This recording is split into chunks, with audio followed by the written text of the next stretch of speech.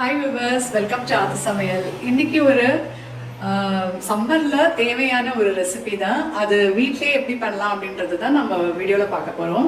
Vanilla ice cream, homemade vanilla ice cream எப்படி பண்ணலாம் அப்படின்றத இந்த வீடியோவில் பார்த்து தெரிஞ்சுக்கலாம். ரொம்ப ஈஸியாக நான் அந்த ப்ராசஸ் சொல்லியிருக்கேன். வீட்லேயே நீங்கள் வந்து செஞ்சு பார்த்துட்டு உங்களுடைய ரிவ்யூஸ் அண்ட் கமெண்ட்ஸ் எனக்கு போஸ்ட் பண்ணுங்கள். கண்டிப்பாக லைக் பண்ணுங்கள், ஷேர் பண்ணுங்கள், சப்ஸ்கிரைப் பண்ண மறந்துடாதீங்க. பக்கத்தில் இருக்க பெல் பட்டன் ப்ரெஸ் பண்ணவும் மறந்துடாதீங்க. இப்போ ரெசிபி பார்க்கலாம்.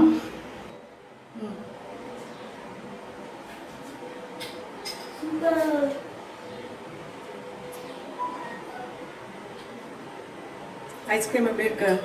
சூப்பரா இருக்கு. கரெக்டான டெக்ஸ்சர்ல வந்திருக்கா? சூப்பரா வந்திருக்கு. ஓகே, இப்போ நீங்கள் பார்க்குறீங்க எவ்வளோ நல்லா வந்திருக்கு பாருங்க. நல்லா செட் ஆயிருக்கு. இந்த மாதிரி ஒரு நார்மல் வாட்டரில் இந்த ஸ்கூப் இல்லைன்னா இந்த மாதிரி கரண்டி, நீங்கள் குழிக்கரண்டி வச்சு நீங்கள் எடுத்துடலாம். கேக் மாதிரி கையிலேயே நம்மளால் எடுத்து வைக்க முடியாது பாருங்கள். டெக்ஸ்சரும் நல்லா வந்திருக்கு. இதே மாதிரி ப்ராசஸில் நீங்கள் பண்ணி பாருங்கள். கண்டிப்பாக உங்களுக்கு வந்து ஐஸ்கிரீம், வெண்ணிலா ஐஸ்கிரீம் கரெக்டாக வரும். ஒரு பேனில் நான் 2 கப்பு வந்து காய்ச்சின பால், இது ஆல்ரெடி காய்ச்சியாச்சு. இந்த பால் வந்து இப்போ பாருங்கள் லைட்டாக நல்லா கொதி வருது. இப்போது இதில் 2 ஸ்பூன் நான் வந்து கார்ன்ஃப்ளவர் நான் வந்து போட்டிருக்கேன். அதாவது 1 கப்புக்கு 1 டேபிள் ஸ்பூன் கார்ன்ஃப்ளவர் அப்படின்னு நீங்கள் வந்து கணக்கு வச்சுக்கணும். இப்போ 2 டேபிள் ஸ்பூன் கார்ன்ஃப்ளவர் வந்து நான் இதில் மிக்ஸ் பண்ணுறேன். இதுவும் கொஞ்சமாக பாலில் தான் நான் மிக்ஸ் பண்ணி அதில் விடுறேன்.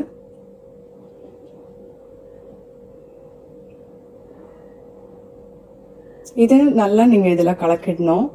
நார்மலாக வந்து ஒரு 1/2 லிட்டர் பால் நல்லா காய்ச்சி அதுக்கப்புறம் ஏதாவது இந்த மாதிரி கார்ன்ஃப்ளவர் இல்லை கஸ்டர்ட் பவுடர் இல்லை கோதுமை மாவு இந்த மாதிரி ஏதாவது ஒன்று நம்ம கலப்போம் இல்லையா? அதுக்கு பதில் காய்ச்சின பாலே நீங்கள் ரெடியாக நீங்கள் வீட்டில் வச்சுருந்தீங்கன்னா அது 2 கப்பு நான் இப்போ எடுத்திருக்கேன். 1 கப்புக்கு 1 டேபிள் ஸ்பூன் கார்ன்ஃப்ளவர்னு கணக்கு வச்சு, அதுதான் கணக்கு. இப்போ வந்து நான் 8 டேபிள் ஸ்பூன் சுகர் எடுத்திருக்கேன். அதை போட்டு இப்போ நான் மிக்ஸ் பண்ணுறேன்.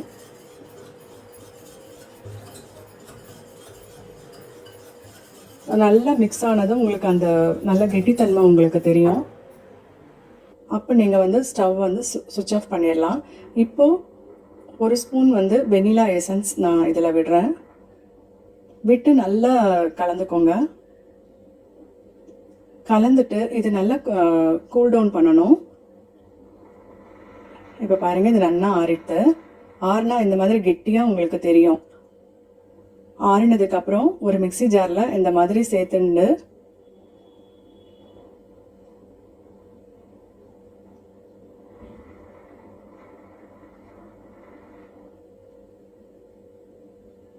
இப்போ இது வந்து இன்னும் ரிச்னஸ் கொடுக்கறதுக்காக நான் வந்து அமுல் க்ரீம் நான் இதில் வந்து நான் ஆட் பண்ணுறேன். இது 1 கப் அளவு அமுல் க்ரீம் நான் ஆட் பண்ணுறேன். இது வேண்டாம் அப்படின்னு நீங்கள் நினச்சிங்கன்னா இதை நீங்கள் ஸ்கிப் பண்ணிக்கலாம். நான் இன்னும் குவான்டிட்டி அதிகமாக வேணும் அப்படின்றதுனால இன்னும் ரிச்னஸ் கொடுக்கறதுக்காக நான் இந்த க்ரீம் ஆட் பண்ணுறேன்.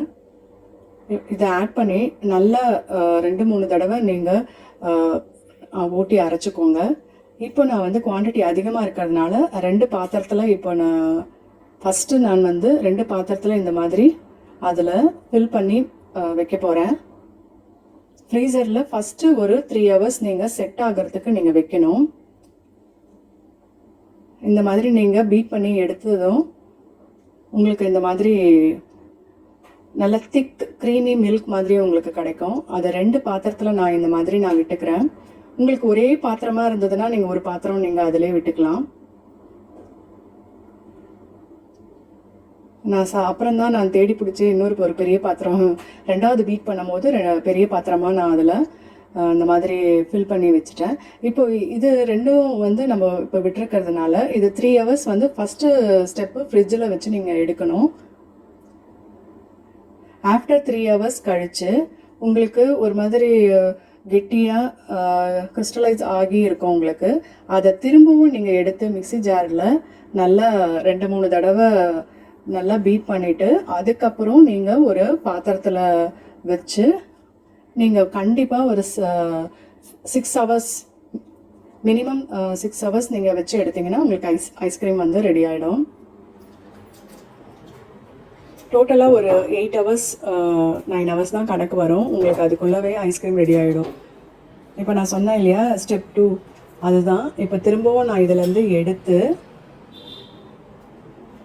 இப்போ 3 ஹவர்ஸில் கொஞ்சம் லேசாக செட் ஆகிருக்கு. இப்போ இதை திரும்பவும் ஸ்பூன் போட்டு நான் எடுத்து கொஞ்ச நேரம் நீங்கள் ரூம் டெம்பரேச்சரில் வச்சு இதை எடுத்து அகெயின் நீங்கள் வந்து மிக்சியில் பீட் பண்ணி எடுக்கணும்.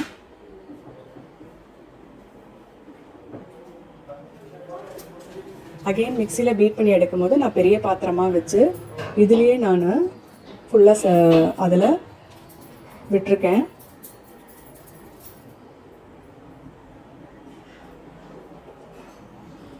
இப்போ அகெயின் நான் வந்து பீட் பண்ணி இதில் விட்டுருக்கேன் பாருங்கள். ஃபஸ்ட் டைம் உங்களுக்கு பாத்திரம் பெருசாக இருந்ததுன்னா அந்த பாத்திரத்துலேயே நீங்கள் யூஸ் பண்ணிக்கோங்க. இப்போ இது வந்து அலுமினியம் ஃபாயில் இல்லை, இந்த மாதிரி ஒரு ஜஸ்ட்டு ஒரு கவர் இருந்தால் உங்களுக்கு போதும், பாலித்தீன் கவர். அதை வந்து மேலே அந்த ஐஸ் இது ஃபார்ம் ஆகாமல் இருக்கிறதுக்கு நம்ம இதை மாதிரி பண்ணி வச்சா யூஸ்ஃபுல்லாக இருக்கும். இப்போ பாருங்கள், டோட்டலாக 6 ஹவர்ஸ் கழித்து இப்போ நல்லா செட் ஆகிருக்கு. ஃபஸ்ட்டு 3 ஹவர்ஸ் கழித்து நான் எடுத்து அகெயின் பீட் பண்ணி திருப்பியும் இந்த டிஃபன் பாக்ஸில் போட்டு வச்சேன். இப்போ 6 ஹவர்ஸ் கழித்து ஐஸ்கிரீம் ரெடி ஆகிடுது. உங்களுக்கு அந்த க்ரீம் சேர்த்ததுனால நல்ல க்ரீமி அந்த டெக்ஸ்சர் வந்து உங்களுக்கு நல்லா கிடச்சிருக்கும். இதே மாதிரி பண்ணி பார்த்துட்டு உங்களோட ரிவ்யூஸ் அண்ட் கமெண்ட்ஸ் எனக்கு போஸ்ட் பண்ணுங்கள். நீங்கள் வீட்லேயே இந்த மாதிரி செஞ்சு சாப்பிட்லாம், ரொம்ப ஈஸி தான். ஒரு தடவை ட்ரை பண்ணி பார்த்துட்டு உங்களோட ரிவ்யூஸ் அண்ட் கமெண்ட்ஸ் எனக்கு போஸ்ட் பண்ணுங்கள். நெக்ஸ்ட் வீடியோவில் சந்திக்கிறேன். Thank you very much. சப்ஸ்கிரைப் பண்ணுங்கள், லைக் பண்ணுங்கள். தேங்க்யூ.